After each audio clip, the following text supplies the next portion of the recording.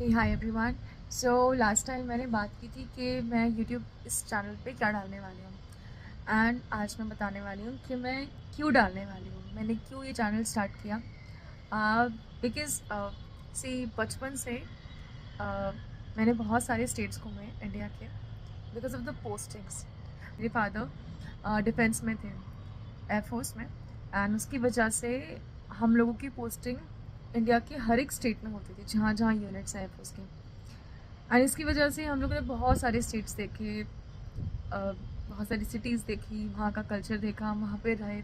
हम हर जगह ऑलमोस्ट 4 से 5 साल रहे हैं, आई गेस 5 से ज़्यादा भी रहे हैं कहीं कहीं। मेरा स्कूलिंग भी अलग अलग जगह से हुआ है। इससे ये फ़ायदा हुआ कि मेरे पास जो मेमोरीज़ हैं वो बहुत सारे स्टेट्स की हैं, बहुत सारे सिटीज़ की हैं। एक्चुअली बहुत अच्छा वाला एक्सपीरियंस हुआ है मुझे। मेरे फ्रेंड्स अलग अलग स्टेट्स के थे। कोई बंगाली था, कोई गुजराती था, कोई साउथ से था, कोई नॉर्थ ईस्ट से था। तो मिक्स कल्चर मैंने देखा है, और मैंने ये महसूस किया है कि इंडिया का कल्चर कितना ज़्यादा डाइवर्स है। आप कल्चर बोलो, आर्ट बोलो। जब मैं अपने फ्रेंड्स के घर पे जाती थी तो उनके वहाँ पे जो जो कुजीन होती है, जो खाना है या पेंटिंग्स हैं या आर्ट है, कुछ भी वो सबके घरों में अलग अलग होता था। और वो देख के मुझे बड़ा मज़ा आता था कि वाह, मेरी अगर एक फ्रेंड बंगाली थी तो उसके वहाँ पे अलग टाइप का फूड बनता है, टेस्ट अलग होता है। इंग्रेडिएंट्स सेम होते हैं बट टेस्ट अलग होता है। सो ऐसा था, लाइक साउथ का मेरा कोई फ्रेंड था तो उसके घर पे अलग टाइप का खाना बनता था, उसके घर पे अलग टाइप के जो वो लोग बेडशीट्स यूज़ करते हैं, जो वो जिस तरीके से वो लोग ड्रेसअप होते हैं, वो सब अलग होते हैं। बातें अलग तरीके से करते हैं, मतलब अलग तरीके से करते हैं इन द सेंस कि टोन अलग रहता है। अगर वो हिंदी भी बोल रहे हैं या इंग्लिश भी बोल रहे हैं तो उनका टोन अलग रहता है। और वो बहुत अच्छा लगता है मुझे कि इंडिया में हम सब रहते हैं और इतना डाइवर्स कल्चर है। इसलिए मैंने सोचा कि क्यों ना मैं ऐसा एक चैनल चालू करूँ जहाँ पे मैं अपना एक्सपीरियंस शेयर कर पाऊँ, जहाँ पे मैं बात कर पाऊँ, जो भी मैंने देखा, सुना, समझा। एंड एक और रीज़न है क्योंकि मैं एक हिस्ट्री की स्टूडेंट रह चुकी हूँ। मैंने बैचलर्स आर्कियोलॉजी में किया है, तो मैंने वहाँ भी यही सब पढ़ा कि इंडिया में यार आउट ऑफ इंडिया भी कल्चर, आर्ट, ट्रेडिशन आप पढ़ो, समझो तो बहुत मज़ा आता है। अ, आप आर्ट की बात करें, कल्चर की बात करें, फूड की बात करें, हैबिट्स की बात करें, मॉन्यूमेंट्स हैं, आर्किटेक्चर है, तो बहुत ज़्यादा वैरायटी है। अ, इसलिए मैंने सोचा कि हम ये टॉपिक लेते हैं क्योंकि इसमें बात करने के लिए बहुत कुछ है, डिस्कस करने के लिए, समझने के लिए बहुत कुछ है। एंड मुझे लगता है कि पूरा इंडिया घूमने के बाद जो मेरी फेवरेट, जो मैं बोल सकती हूँ कि मेरा फेवरेट स्टेट है वो गुजरात है। ऐसा नहीं है कि मुझे बाकी जगह मुझे पसंद नहीं है, मुझे बाकी जगह भी बहुत पसंद आई। हर एक जगह की अपना अपना एक टेस्ट है, अपना एक यूनिकनेस है।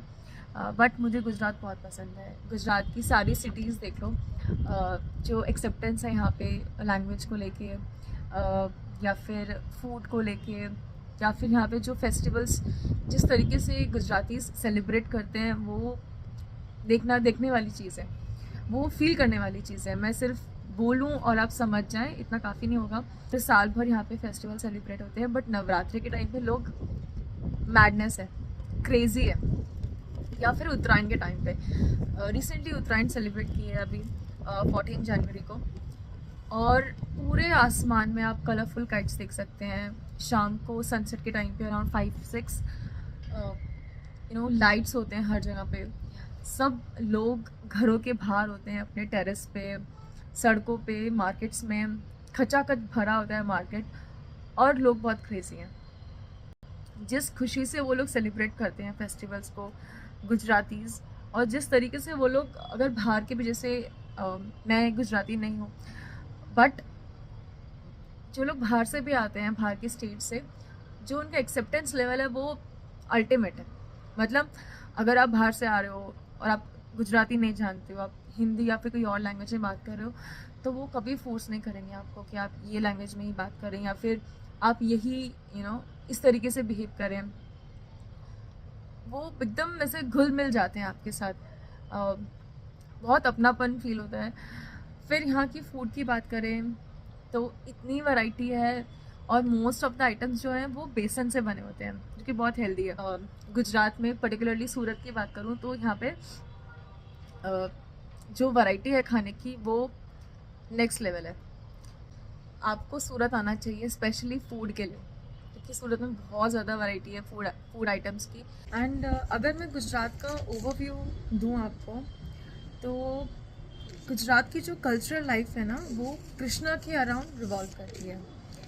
मीन्स यहाँ के जो फेस्टिवल्स हैं, यहाँ का जो रहन सहन है, या फिर जैसे अगर आप नॉर्मल किसी गुजराती से बात कर रहे हैं तो वो स्टार्टिंग में जब आपको ग्रीट करेगा तो वो स्टार्टिंग में आपको बोलेगा जय श्री कृष्णा, या फिर जाते हुए वो जय श्री कृष्णा बोलते हैं।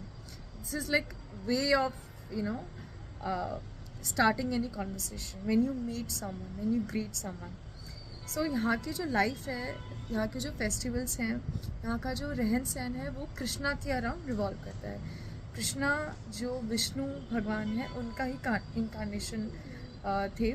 एंशियंट हिस्ट्री से देखें, like Dholavira, IVC, Indus valley civilisation, तो धोलावीरा से लेके अभी तक जो करंट टाइम चल रहा है, जहाँ पे इंडस्ट्रीज़ हैं, कंपनीज़ हैं, गुजरात में इतने सारे सक्सेसफुल इंडस्ट्रीज बोलो, कंपनीज बोलो, फेसेस बोलो, किसी भी फील्ड में पीछे नहीं गुजरात।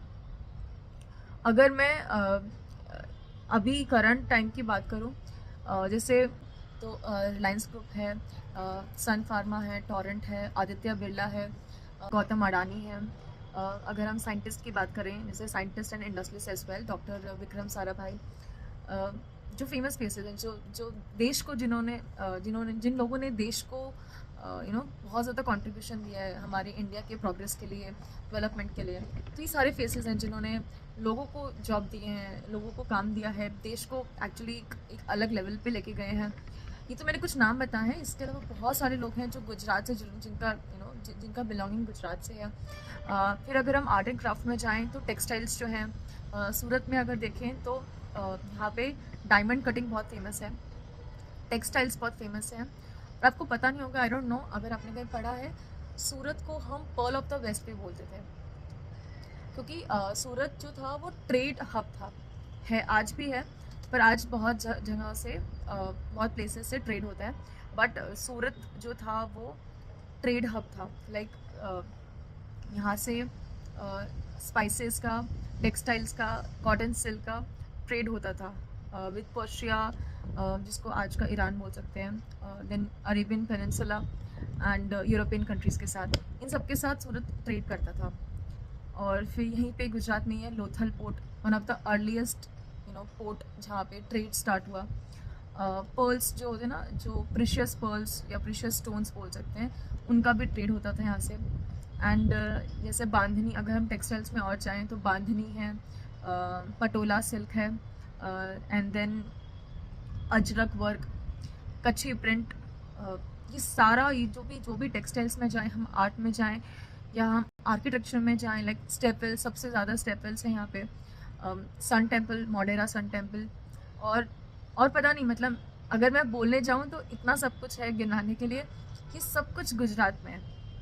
अगर हम एक एक भी पढ़े टॉपिक तो भी आई गेस मुझे बनाने के लिए कम से कम 10-15 वीडियो सिर्फ एक एक टॉपिक पे लग जाएंगे। ये सब कुछ गुजरात में दिया है। यहाँ पे ट्रेड देखिए, यहाँ पे बिजनेस देखिए, यहाँ पे छोटे छोटे बच्चे आप देखेंगे कि वो लोग बहुत कम एज से, बहुत कम उम्र से वो लोग बिजनेस करना सीख जाते हैं।